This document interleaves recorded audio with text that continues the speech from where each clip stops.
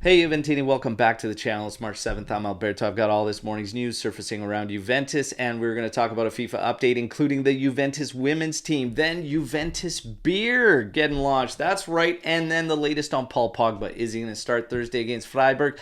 Kean and the ban he faces, and his potential replacement on the team list. Then Dusan Vlahovic, all the news as it all heats up after the loss to Roma. All right, we're going to take a look at the latest status on Dusan Vlahovic. Let's go.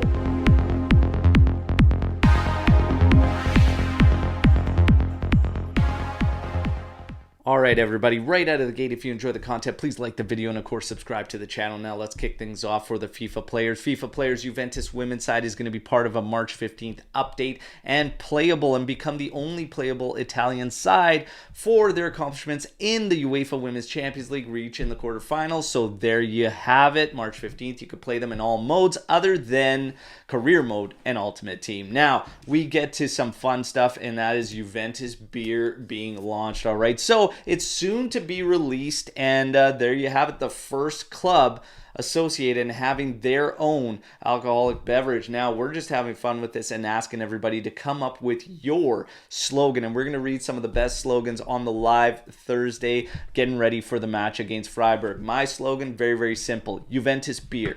It won't help you score.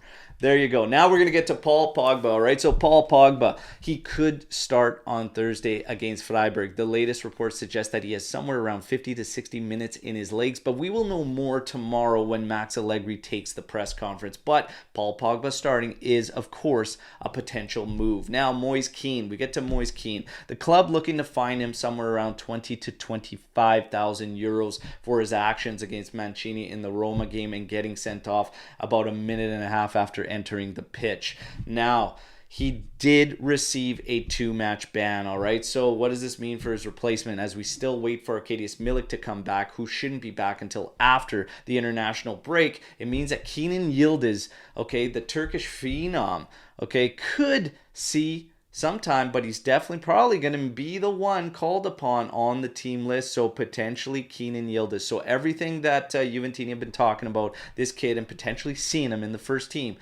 we might get some cameos, and first up is going to be Sampdoria on Sunday. So maybe, just maybe, we see him for a few minutes in a cameo there. There you go. Now, Dusan Vlahovic is the hottest topic, bar none, around Juventus right now. Another disconnected performance against Roma, and his numbers dying down. And today, Nicola Schira, reports and lets us know something we already knew, and that's in the summer, there are teams that are definitely going to be coming after Dusan Vlahovic. Right now, Nicola Schira reports that Man U and Bayern Munich are for sure monitoring Dusan Vlahovic and what is going on at Juventus.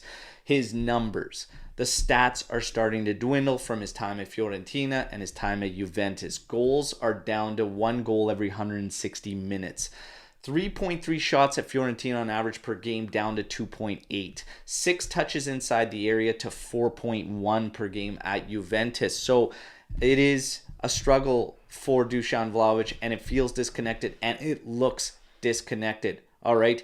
Against Roma, it's definitely a combination of our gameplay, but it's also a combination of Dusan Vlahovic himself. He doesn't seem to even be in sync with Kostic and where his deliveries are going to be going. Having said that, he is dealing with a double team. He dealt with a double team all of the Roma match, and we did not send anyone to play closer to him to at least take advantage of that or try to help him break free of that. So I ask the question to everybody: do you blame Max more for the struggles of Dusan Vlahovic or more Dusan Vlahovic? For me, it's quite close to an even split, because it's up to player and coach to get this guy firing. However, if I'm looking at the team play and I'm looking at the numbers overall, this team, even without Dusan Vlahovic, does not score a lot of goals, and we know that we need help offensively, so it can't just be Dusan Vlahovic. And if we're talking about Milik and his conversion rate, well, when he started games, he was struggling too.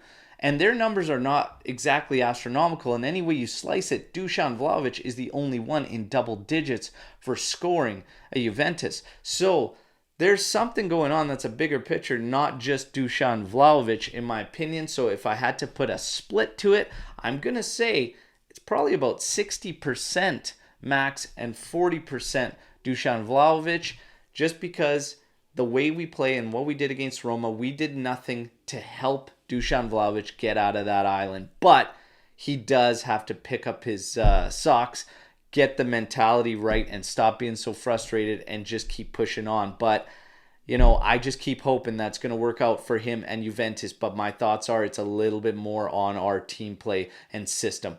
But I laid out for you to play it out. Let me know your thoughts on everything you just heard on the news video. Keep in mind, I'll be back with another daily update video tomorrow. And then Thursday, we have the match against Freiburg in Europa League. We will be live on the channel at 8:30 a.m. Eastern Time, getting you hyped up for that one. Till tomorrow, fino alla fine, forza Juve, ciao tutti.